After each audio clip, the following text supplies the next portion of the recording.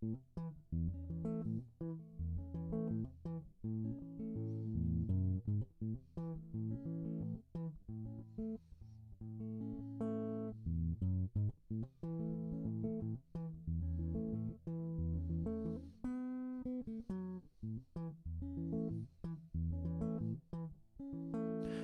is up, my friends? Welcome back to the Short Vol Show Live. I guess I got to put my guitar away so we can talk about the stock market for a second. Let's see. There I am, and here we are with the latest in stock market news. Let's get out of the way here, straighten out my hair, and welcome to all as we greet another week and really just a precipitous move down in the stock market. Let me take off my guitar here for just 1 second.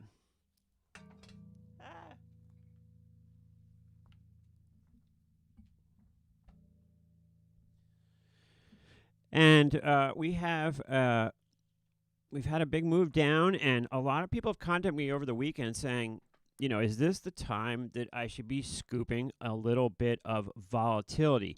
Is this what, the VIX seems to go to 20 and then it bounces off there. That's happened so many times. Is this a good time to load up the boat?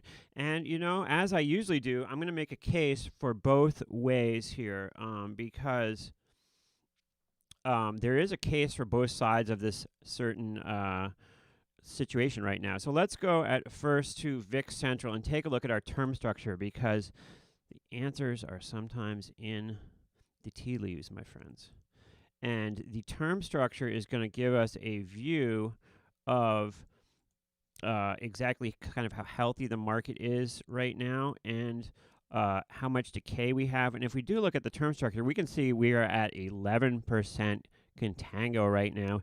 And there is a large amount of space between the spot VIX price, which right now on the chart is showing 2068, and the first month future. What does this mean? Well, we know this is not predictive. However, the term structure's got a lot of room in it right now. It's the shock absorber is fully reset, and if you can think of as the spot VIX there as being the road or the tires on the road, and the futures being the surface of your car, you can see that there's a lot of shock absorbing room between. Now it shows 2180 and 24. You know, usually around expiration, there's somewhere around, and we've had this debate for years, what the average is distance between spot and the front month future on expiration. But usually it's around somewhere around between $1.50, $2 around there. And as the expiration cycle moves forward, that narrows until there's no space between the two on expiration. Now, a quick way, if you haven't been paying too close attention to figure out how far away we are from expiration, is just to go, I like to go to the ProShares website. This is just if you don't keep track of your expirations for your futures and you just want to look really quickly. We can go to the ProShares website here, and we can see that we are mostly made up of March futures right now, which means we are over halfway through the expiration cycle. This ratio of these futures here is going to give us the word. The other way you can do this is just go and hover over one of our futures in VIX Central, and you can see, okay, this one expires in 7 days, right? So 7 days from a month cycle, so we're 3/4 of the way through the expiration cycle.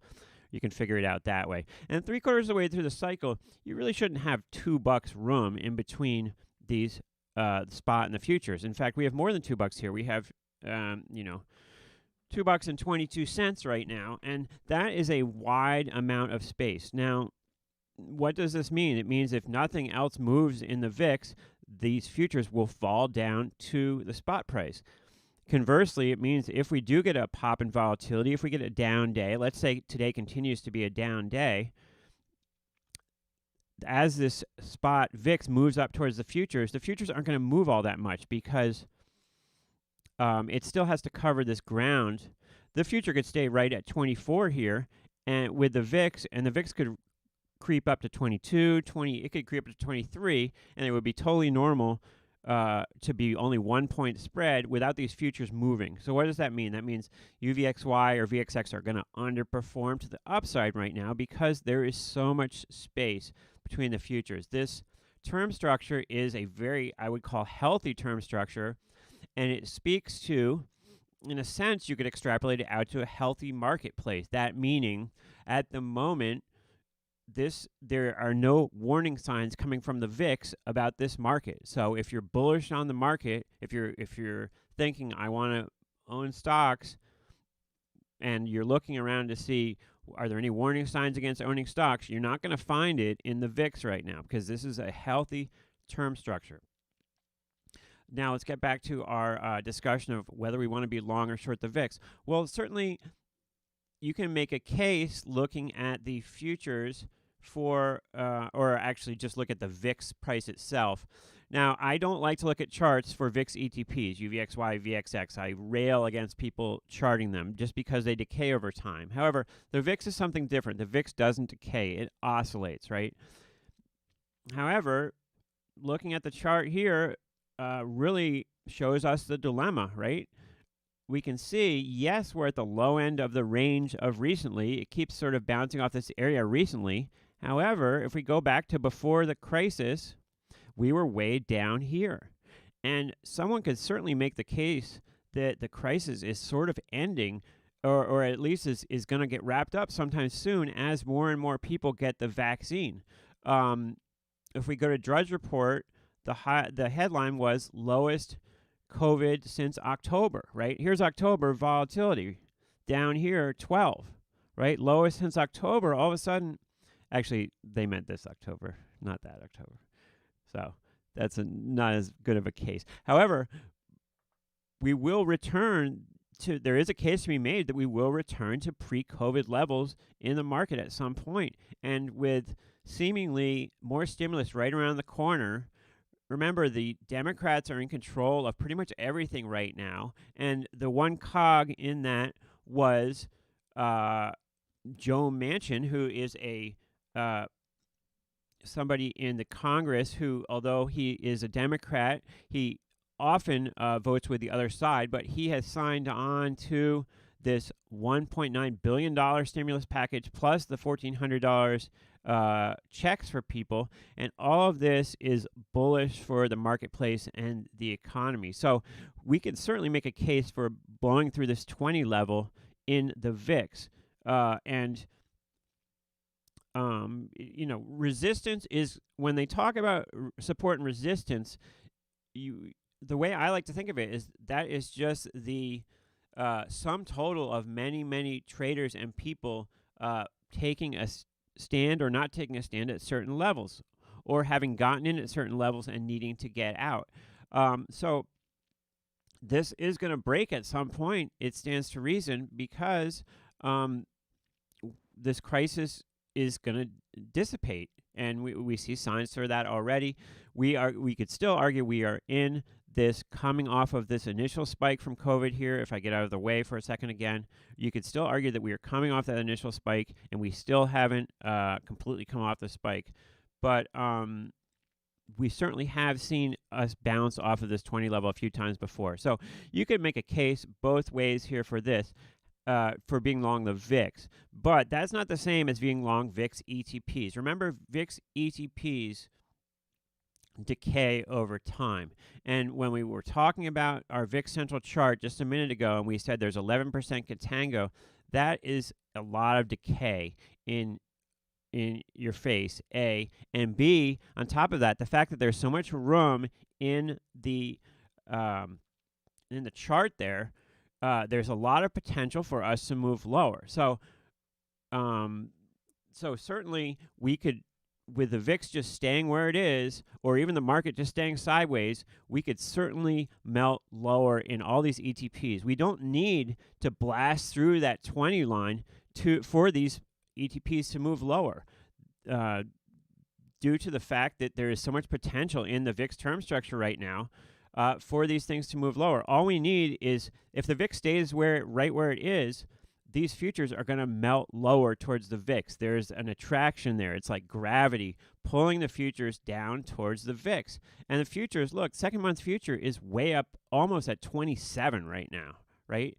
And the VIX is 5 points lower than that. So there is pressure on these futures pulling them lower, even if, people are right and there is some sort of spot at 20 where the VIX doesn't want to move below 20 right now. If it just sits around 20, these products are going to continue to move lower. So if you are thinking of getting long this stuff, there is stuff working against you. It's very hard to time these things right for a spike. And the mere fact that so many people contacted me this weekend saying, I think it's time to get long volatility, I'm getting long volatility here, makes me feel contrarian that we might continue to rally this market and volatility might continue to collapse. It seems like everybody got the bright idea over the weekend. Wow, we really rallied hard. Wow, the volatility really came in hard. It's time to load up a little bit for that inevitable pop back. And the market is not having a convincing sell-off as far as I'm concerned so far today. E-minis down 8, NASDAQ down 34. A famous trader I used to stand with, this guy, Randy Dalby, he had these famous sayings, and one of his famous sayings that worked out a lot of the time was, never sell a dull market. And it seems kind of dull right at the moment. And obviously you don't want to base your financial strategies on Randy Dalbyisms necessarily. However, we could potentially still continue to rally, and volatility could certainly potentially continue to collapse.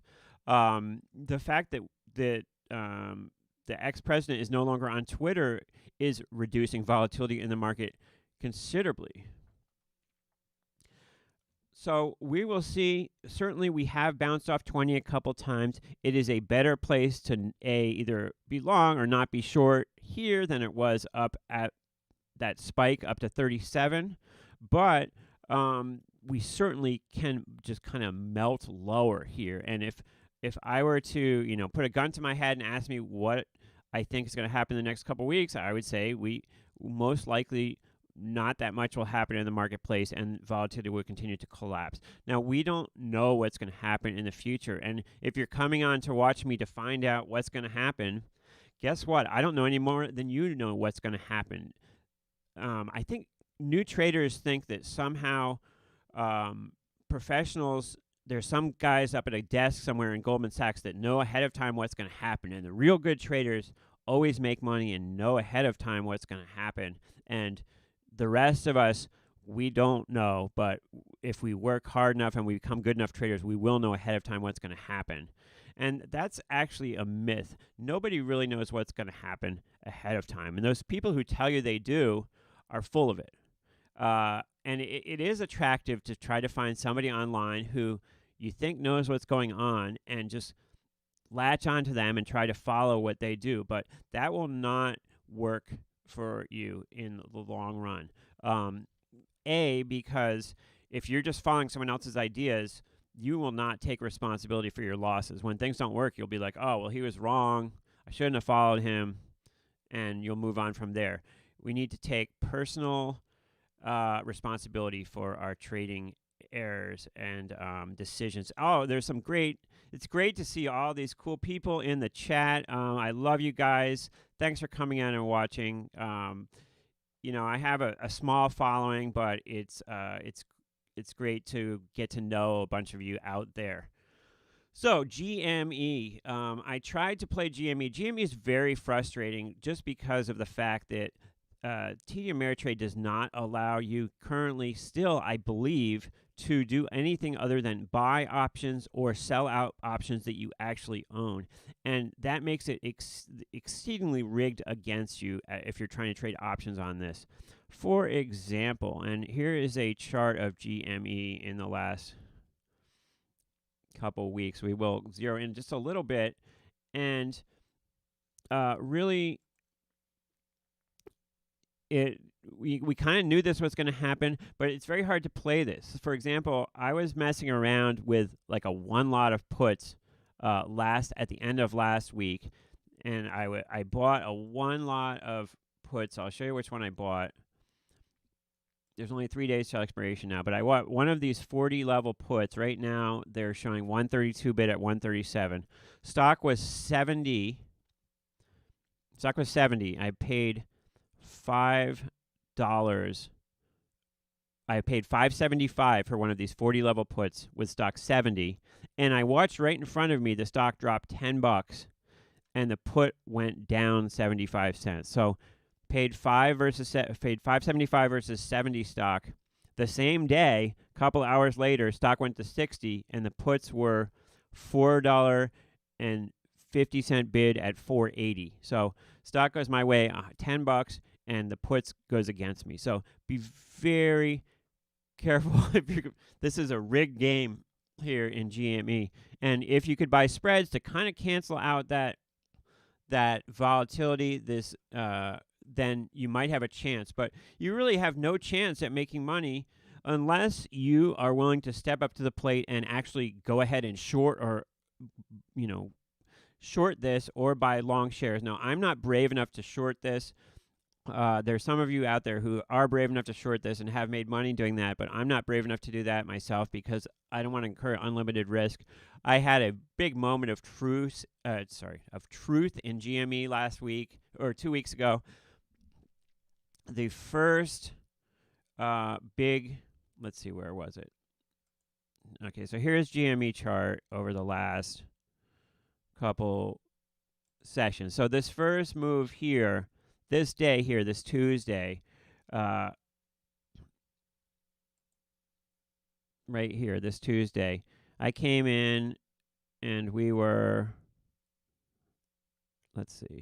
I came in right here, and it was trading like 100 and something right on the open, and I sold some of the 200 level calls. I ended up selling a total of 7 calls right around here on this Tuesday. And let me see if I can blow this up just a little bit here. This isn't going to work, is it? All right, let me go back. I'm sorry. Let's go back to this. See if we can find it here. So anyways, I sold 7 lot of calls.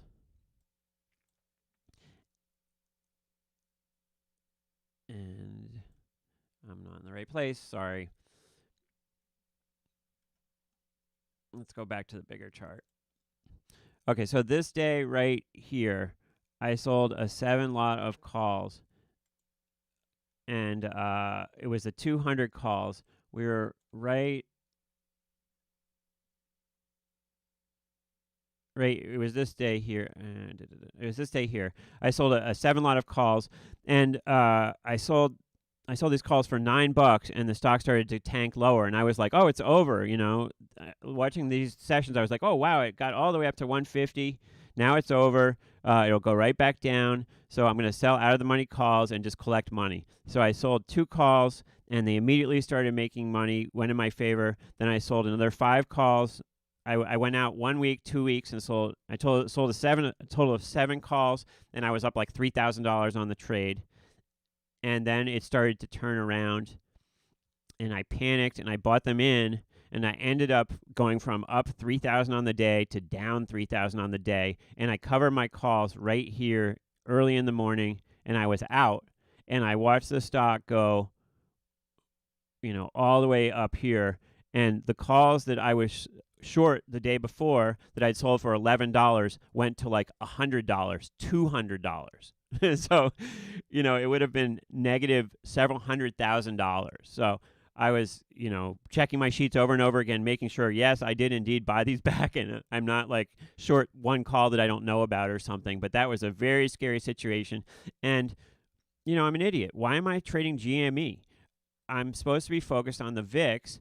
I have VIX products that I'm focused on, and yet I get distracted by a stock, and I see, the excitement, and I jump in, and I'm an idiot and end up losing money, and I could have lost my shirt completely. Fortunately, I didn't, but, lesson find my stupidity and learn from that so that you don't do the same thing yourself. As I'm talking now, the VIX is getting a little bit bid as the E-minis are down 10. But it's very easy to get distracted. And, we're not here for excitement. We're not here to have fun. If you want fun, play a video game, or, there's all kinds of fun. Go watch a YouTube video. I love serial killer videos. Watch that. That's not what the market's for. The market's for us to make money and stay disciplined. And as soon as you lose some of that discipline, things start to go south for you. And, I am not, it depends on what your thesis is and how you trade. There are several people that, they trade equities all the time. They switch stuff up, and that's how they make their living. But for me, I've defined myself as trading volatility products, and so I need to stick to my plan. KS, I love the Democrats. Really, KS? I thought you were a Republican, so I think you're taking me in with I love that Democrats thing, and you're not going to get me distracted. I am not going to be distracted into politics, so nice try.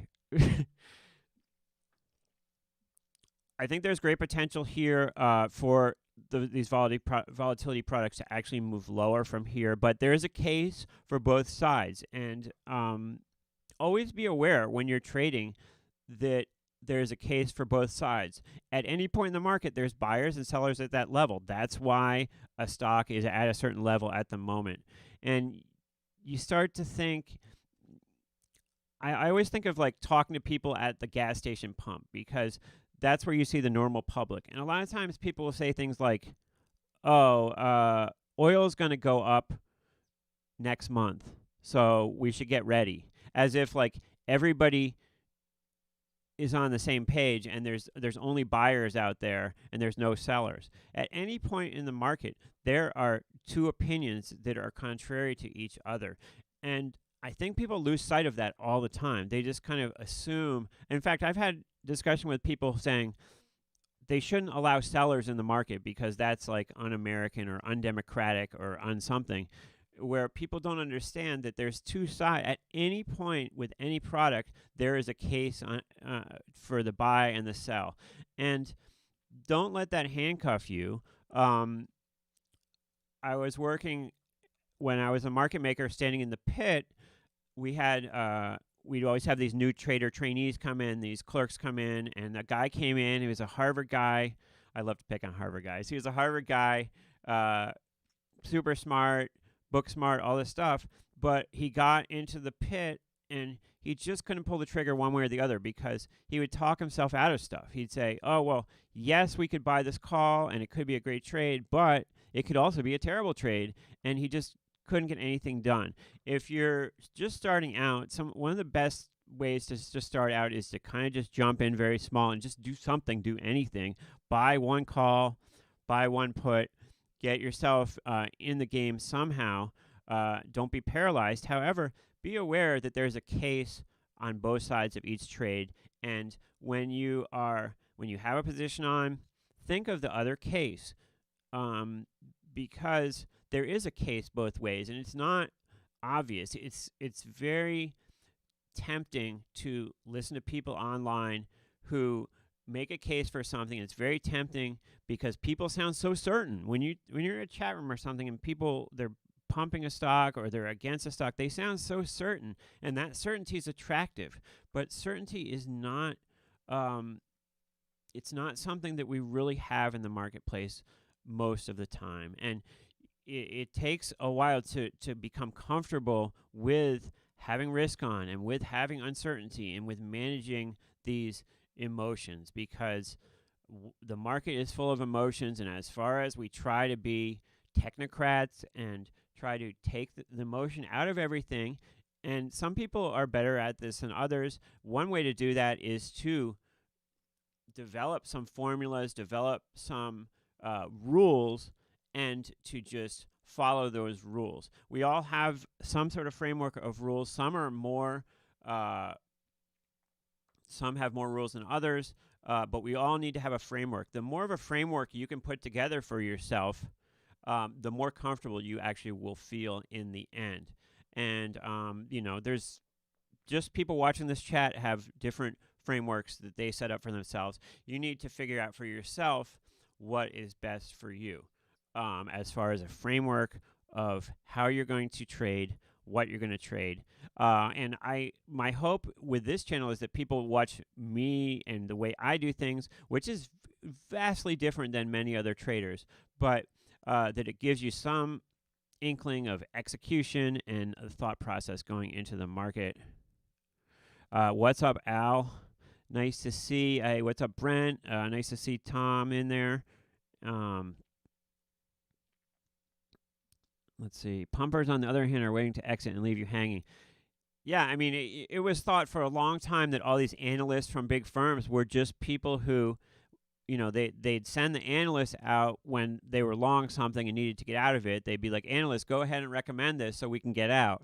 And I know that's a cynical view of things, but I don't necessarily think the cynical view is always wrong. I'm not one that believes in like everything's being manipulated and all of that stuff. But certainly, people are out to get you as far as take your money. That's the whole point of trading in the market is you have to, if you're going to make money in the market, you have to take it from somebody else. It doesn't just magically appear, and people are trying to take it from you. So take this game seriously. It is the most serious, toughest game in the world, and that's what's attractive to so many people of intellect.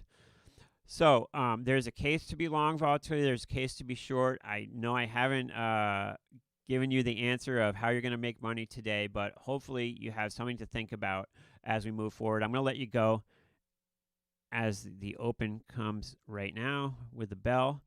And which are the real news? That's a good question. My way of dealing with not knowing which is the real news is I try to consume news from a spectrum, right? And in the U.S., that might mean from different sides of the political aisle to see what's going on.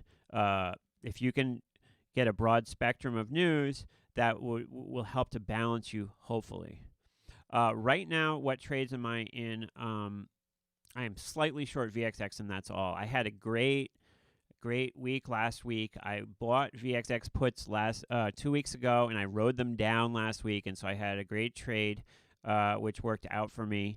And that isn't always the case, but things have been going well lately. I hope things go well for you guys as well, and I will let you go to get on with your trading day. Thanks so much for watching, and we will see you next time. I'm going to get back to my guitar practice. I'll check in with you guys later.